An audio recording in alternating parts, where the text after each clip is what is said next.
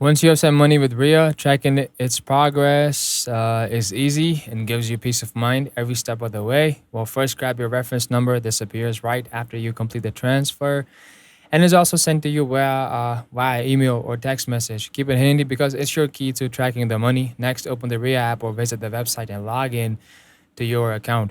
Go to the activity or transfer section. You will see your recent transactions listed there.